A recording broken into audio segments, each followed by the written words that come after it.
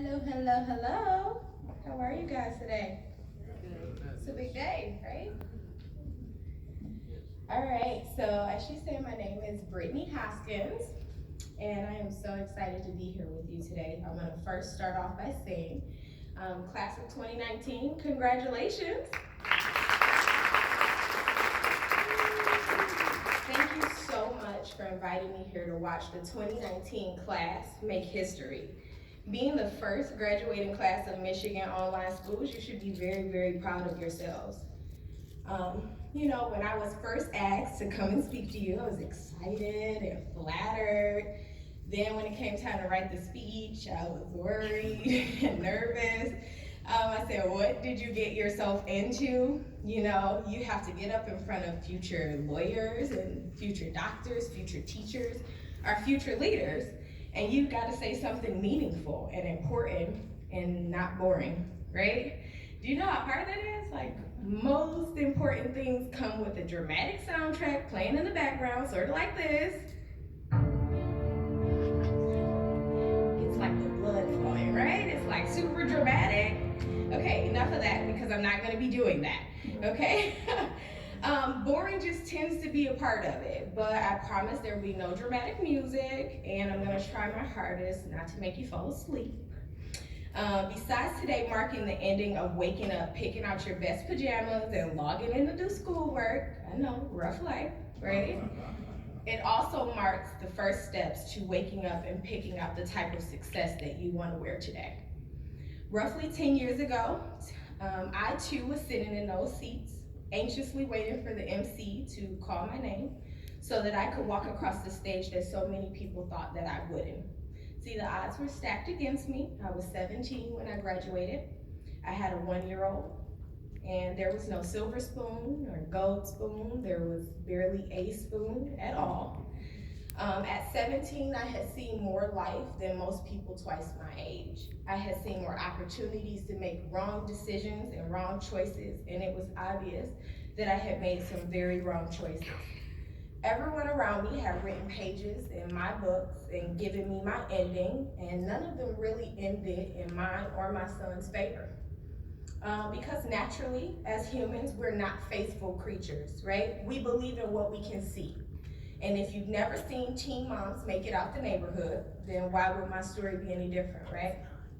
But that's when I realized it's not anyone else's job to turn the tides in my favor. It's not anyone else's job to write my story.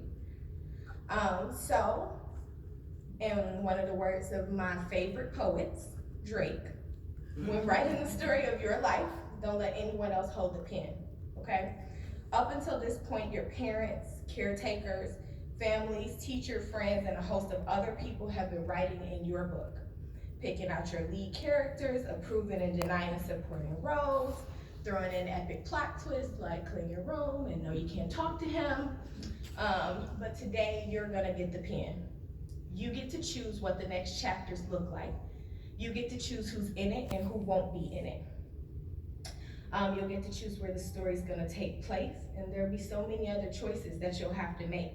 And I promise you're gonna wanna give the pen to somebody else when the chapter about bills comes up, but you'll too have to write that chapter, okay?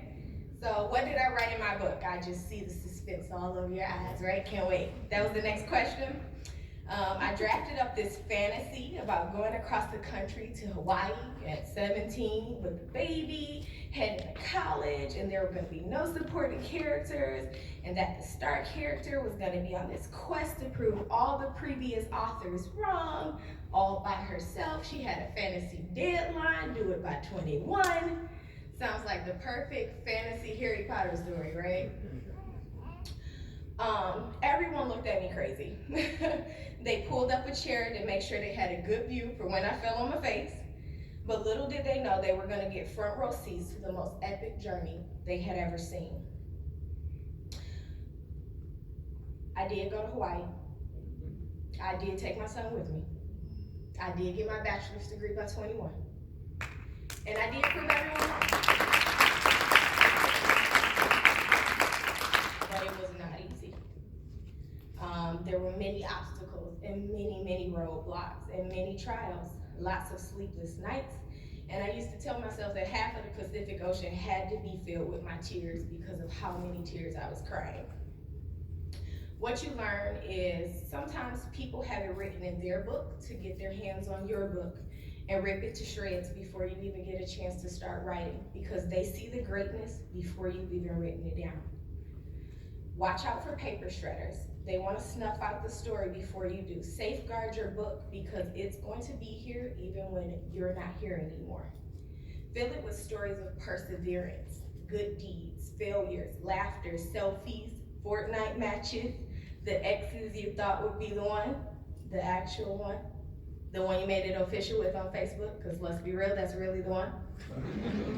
Fill it with days like today. We're in a world filled with mass shootings and suicides, mass incarceration, and so much more. You still made it here today. Going to school online can be tougher than going to traditional school because every day you've got to wake up and make a conscious decision to do, unfortunately, one thing that's not ending today: work. You have to choose every day to get up and do work. Now, granted, your mom and dad may have put a strong emphasis on doing that work, but we're not talking about them today. You put in the effort and you get to reap the rewards today. And I'm sure that they're hoping the first thing you decide to write down is that you're gonna move out the house and do like that girl at your graduation said and go halfway across the country for a little while. But then you too can write in that plot twist like I did. After paying $5 for milk at 17, you realize that unless you can write in some artificial money, the chapter's not gonna end that well. So I did come home, I finished my degree at home, but the point is to finish. That leads me to a little excerpt of the speech that's dedicated to your biggest fans, your parents, and your supporters. You've all done well. Clap for yourselves. But I bet you didn't know this is where the real hard part starts. Watching your new authors write their own horror stories and their own drama stories and their own love stories is gonna be one of the hardest things you've ever had to do. Fight the urge to take the pen from them when you see them writing in that new co-star that you know doesn't deserve the role, or when they write in that new job that you know they're gonna hate, or when they write you out the chapter altogether. I'm kidding, you can take the pen at that point, okay? They're going crazy. These are the stories that are gonna build their character, that are gonna build their tolerance and build their strength. They need these stories to survive. Trust that you've written stories of passion, kindness, love, and respect on their hearts, and these are gonna be the core to the stories they write. I'm confident when my mom found out her baby was gonna have a baby, she wanted to rescue me from all the hardship that I had chosen for myself. But she didn't. She let me fail over and over. Yes, you out there, over and over again. It seemed like a million times, but it built a resilience in me that I truly believe we lack in this generation. When something gets too hard or doesn't work for us or it hurts us, we quit. We are so quick to give up. If you aren't uncomfortable with something you're doing in your life right now, you are not trying hard enough. Greatness is built in uncomfortable spaces. Google was built in a garage. Facebook was built in a dorm room. Now, I'm not saying go sit in the closet and you're gonna come up with $1 billion idea, but I think you get my point. Get comfortable with being uncomfortable, because that's where your next phase of greatness is gonna come from. At any given time, you're only one decision away from changing the rest of your life. I've had many opportunities to throw in the towel, to stop pressing, to stop writing, but quitting has just never seemed like a real option for me. There was that time I thought getting my master's degree was gonna take me out. That time that I started my career in banking, and that time I started my own business, and that time I left said six-figure business to focus on this business. And that time I thought to myself, how did this teen mom from the east side of Detroit end up on stage 10 years later with 2 degrees, a successful business, and a beautiful family, telling the graduating class of 2019 that you too can write your story the way you want it to be read. That whatever you thought was the biggest thing today will seem like the smallest thing tomorrow. And whatever you thought was the farthest you could go will at some point be so far in the distance, you'll wonder where it is. And that after you achieve this goal, there'll be another one, and another one, and another one waiting for you. Because there's no pause button on life. There's no timeouts, there are no do-overs. You always have to keep going, even when it feels like you literally have nothing left to give. Because that's the story the world is waiting to hear. So pick out the kind of success that you want to put on today and write all about it, because we are all pulling up a front row seat to watch the most epic journey that we've ever seen. Class of 2019, that journey begins today, period. Okay? Congratulations.